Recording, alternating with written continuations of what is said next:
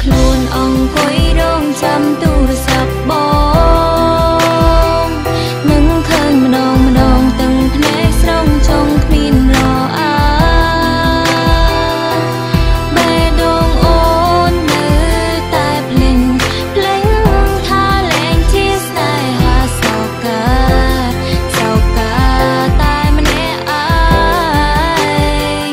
បើសិនជាអាចចង់ឲ្យវេលាដើរថយក្រោយមិនចង់បណ្ដោយឲ្យបាត់បង់មនុស្សខ្លួនស្រឡាញ់យ៉ាងហោចណាស់អូនបានត្រៀមខ្លួនផ្ដោស្នា